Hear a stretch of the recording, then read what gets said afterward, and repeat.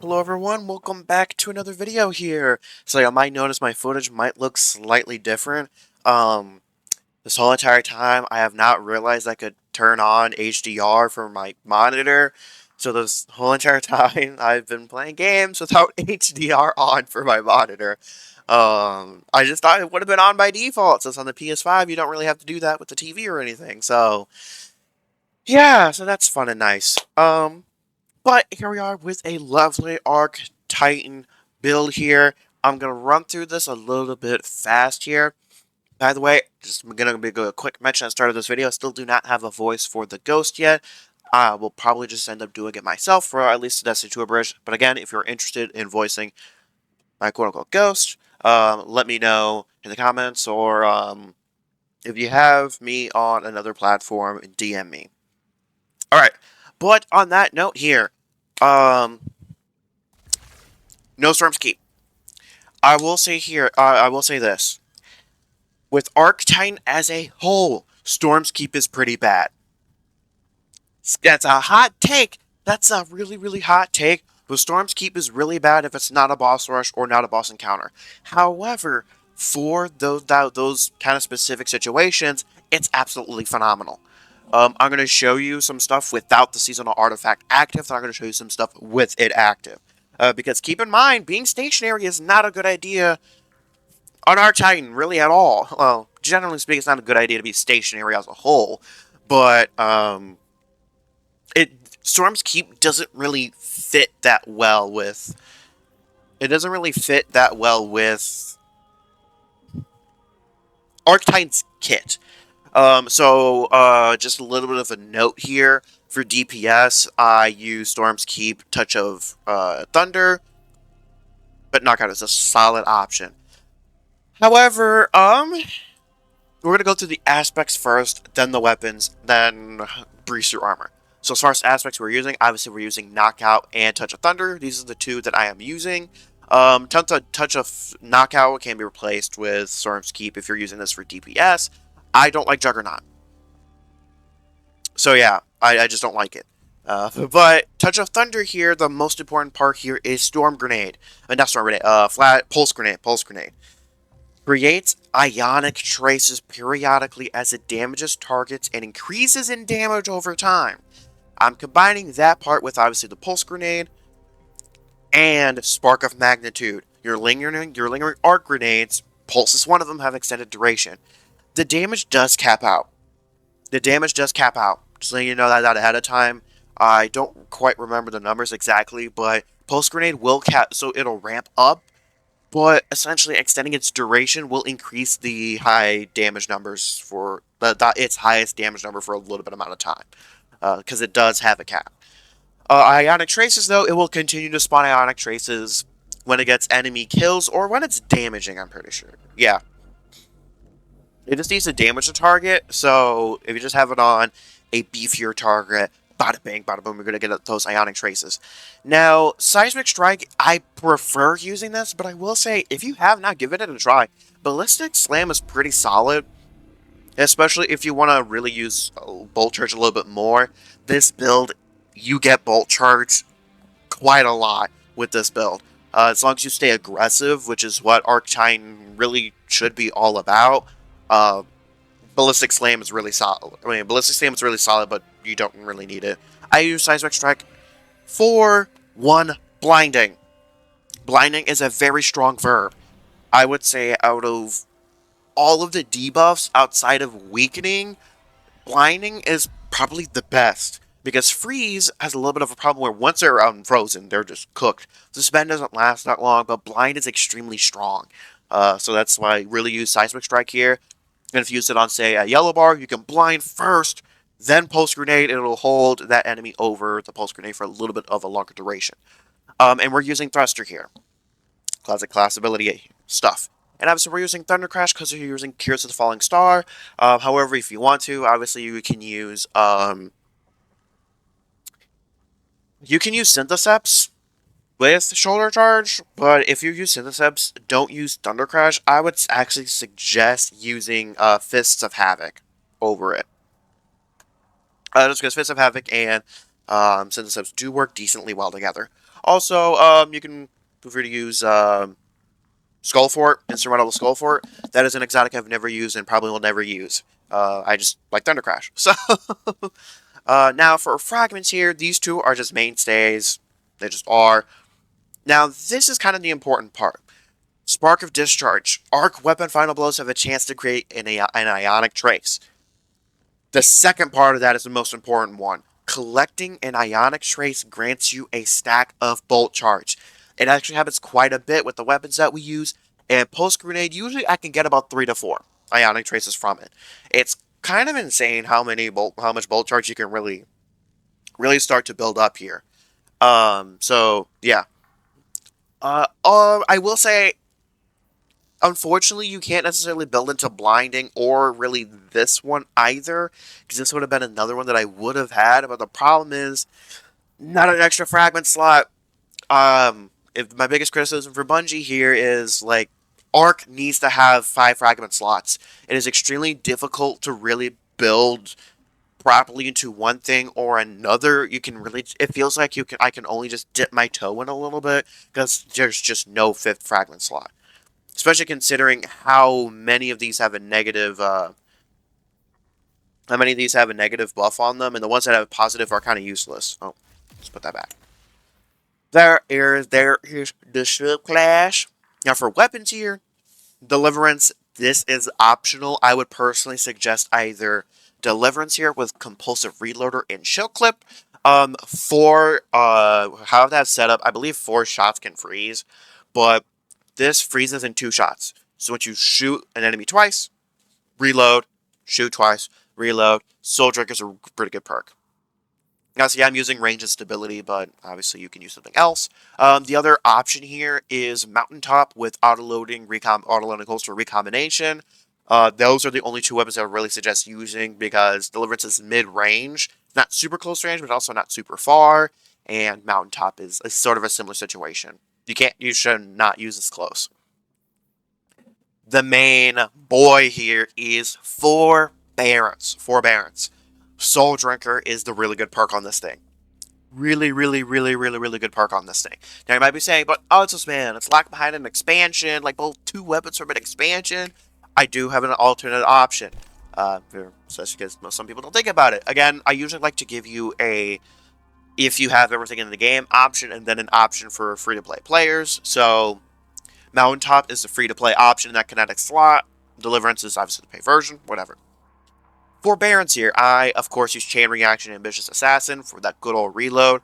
These are the slight perks if y'all want those, I guess. The Soul Drinker is the most important part of this.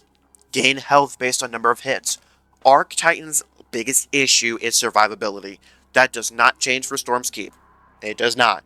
The Seasonal Artifact does help massively with that, but this is more so if I want to use it beyond the Seasonal Artifact, because we legitimately don't know if we're still getting Seasonal Artifacts in the new episode. Like, we basically, well, in the new Codename Frontiers, we really don't know what's happening.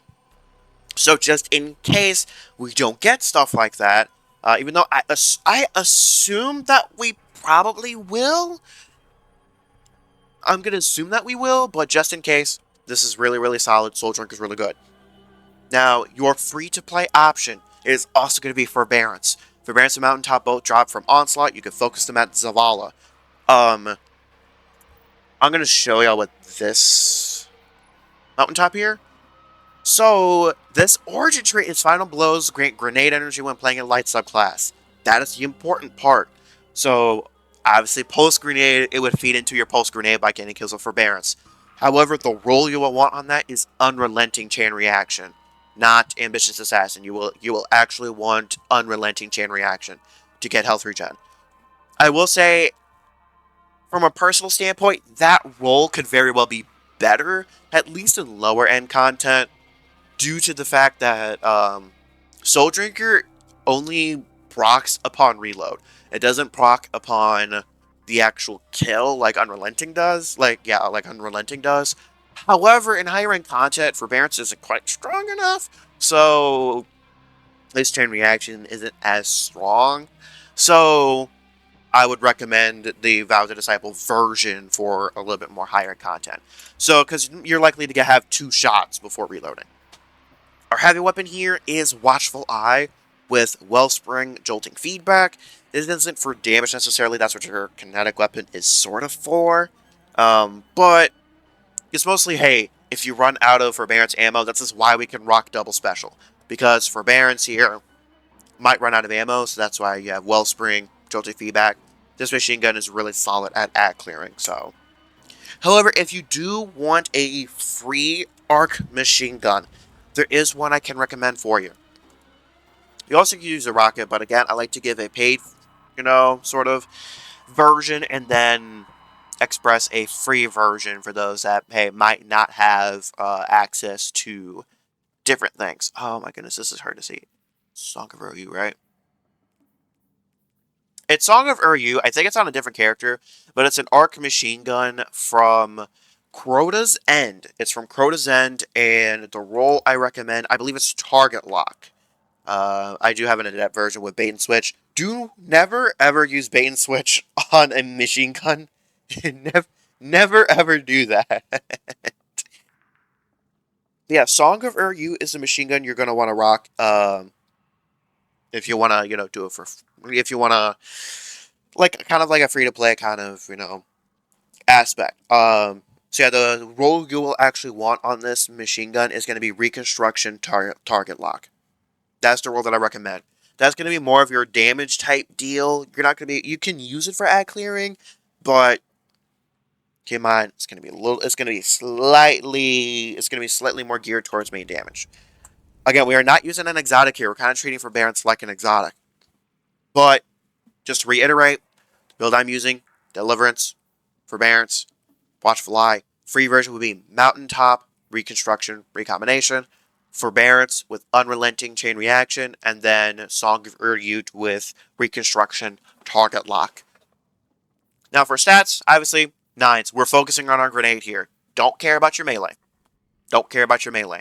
As far as armor mods go, y'all can see what I have here. Okay, sorry, this setup was... I forgot to switch this setup over. Everything else is good. This is what I usually rock with from our armor in general. We're using Special Ammo Finder because we are rocking double special. So that is something to keep in mind here. And obviously we have double reserves. Innervation, I do like. If you have for free 3 slots, use Absolution, but if not, Innervation's great. Again, you're mostly building into your grenade. Powerful Attraction because we are using Thruster. Also, Fashion here. If y'all want to cop the Fashion, there it is. Okay, here we are at Carl. Now, again, this is without seasonal artifacts. Keep in mind, we also don't have a ton of ammo currently. Pulse grenade there.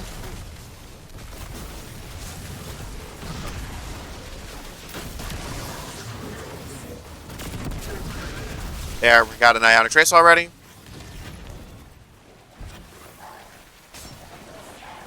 I'm gonna let him damage me here. Just so y'all can see how strong, Forbearance is. Full health. So there's 1 Ionic Trace. 2 Ionic Traces. There's 3. There's 4. So yeah, it gives you 4 at max.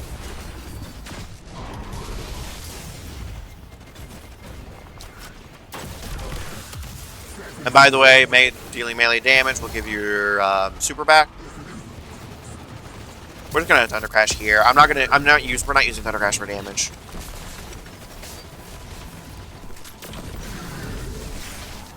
Beautiful, another Pulse Grenade. I missed. We're not gonna talk about that. I will say with this machine gun here, it is really solid, but it does pretty good damage. By the way, you do gain Bolt Charge passively.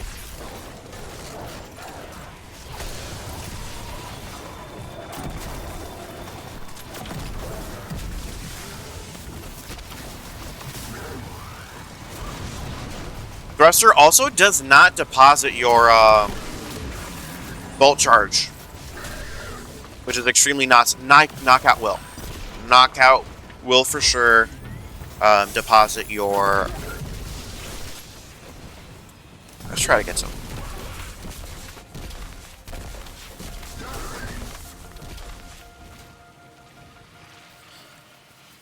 So as you can see, we get our bolt charge a decent amount. We're gonna fast travel over here and then ride our way back. But forbearance, really solid. This machine gun, I was gaining bolt charge passively, as you saw, in a way. So it's a little bit strange, but I mean it's whatever. And just to reiterate, I did not have any seasonal artifact stuff active. However, with the seasonal artifact, this does feed in here. While you're amplified or have bolt charge, arc weapons gain increased handling and reload speed. Reload speed is very important for forbearance specifically. Arc debuff targets does not really apply to us. Chain reaction is not a debuff. This helps out with the machine gun, and if you were to build into blinding, that's great. However, again, it's a little bit difficult to build into multiple things when you only have 4 fragment slots. This one, also, we can't make use out of, but this one is the strongest part of this build. This is single-handedly the strongest part of this build. Wrap up final blows with kinetic weapons or a weapon matching your equipped super, being arc, great, an elemental pickup that matches your equipped super. Ionic traces. The boost is elemental pickups grant matching super energy when they are collected. But also, the really important part here is us getting our Ionic traces give us extra grenade energy and whatnot too. Then this one, when you get maximum bolt charge, you also become amplified. Lightning bolts deal more damage, which is great. This one is really important too. Picking up special ammo has the chance to grant heavy ammo. That's if you want to use your machine gun a little bit more often. And the two I use here, particle reconstruction is one of the ones that I use personally, and then defibrillating blast. Ooh, that's just a ooh. But that's why we're using a fusion rifle. If you're not using a fusion rifle, limit break is pretty solid, but which is what I wouldn't usually go for. But if you like using your machine gun a little bit more, heavy ordnance is really solid. And then obviously triggering an arc bolt that heals you and jolt commands that it damages. So there's that. I would say if you have an energy weapon that gets unrelenting jolting feedback, I'm not even sure if that's even a available perk combination in the game currently, because I'm pretty sure, I don't think I have a weapon that has that, but jolting feedback and unrelenting would be such a strong perk combo. If you have that, you would change it to where picking up, you would change that to where jolting targets gives you bolt charge, defeating jolted targets. I mean, you'd have a little bit of a different setup, but obviously we're under the assumption that your weapon of choice does not have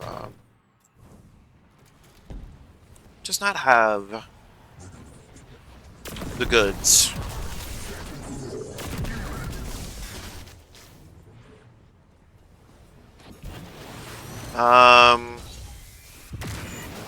I'm trying to use up our super. Trying to use up a super here. I will say the biggest annoyance with forbearance is geometry. Okay. We're going to use our super elsewhere to not kill anything. That was done on purpose. By the way, the resistance from Cures of Falling Star lasts for 4 seconds.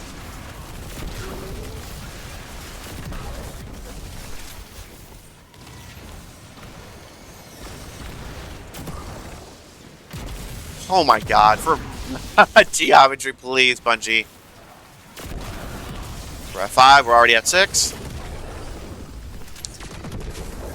Like, what the fuck was that? But we have our machine gun here, just in case.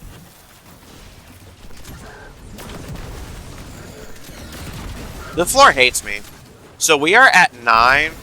So what's going to happen here is I'm going to grenade him. It's going to bolt charge here. Not on him, but to the other side, I guess.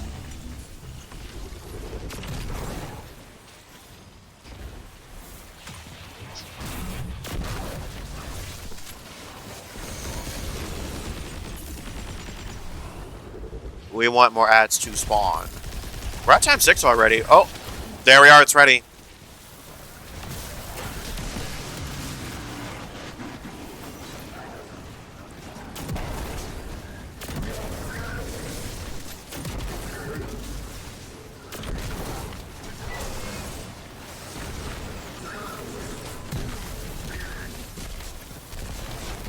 Again, we have no ammo, so we can just use our machine gun. Use our lovely machine gun.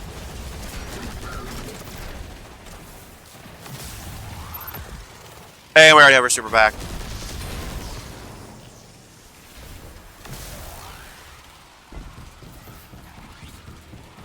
And then obviously we have our Thunder Crash back, so.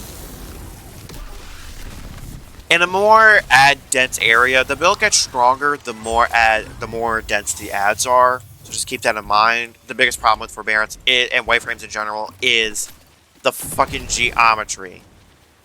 Especially geometry like this. Because that's kind of ridiculous, what was going on. But yeah, I'm not sure why we're gaining bolt charge with sustaining damage with this thing. That's not something I'm confident of as far as why. Because yeah, neither one of these really give bolt charge. So I'm not completely sure here.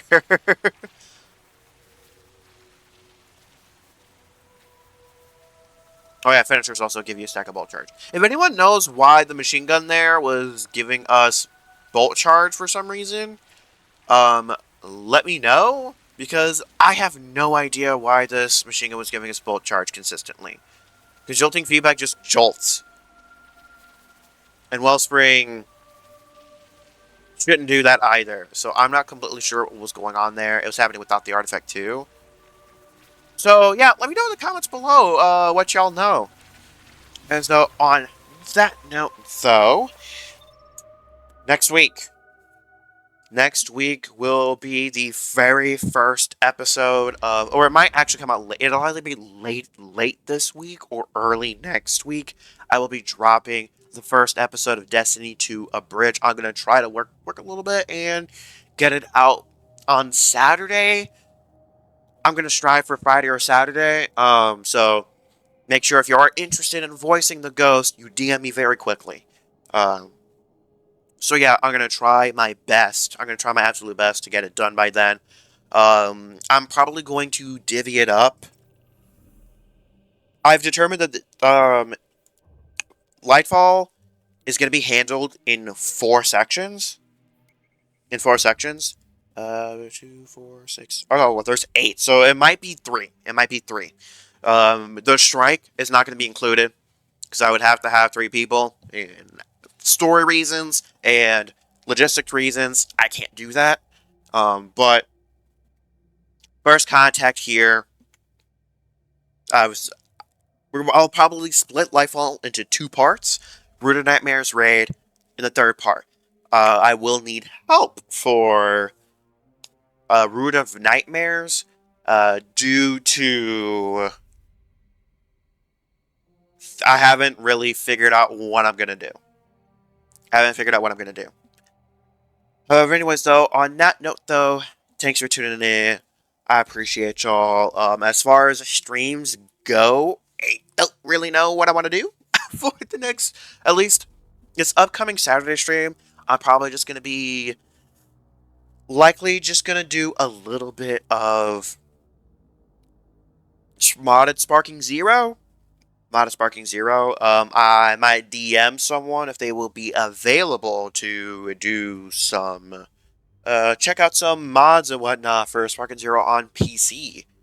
So there's that. Also, after that, every Saturday stream, we'll be doing Ride of the Nine.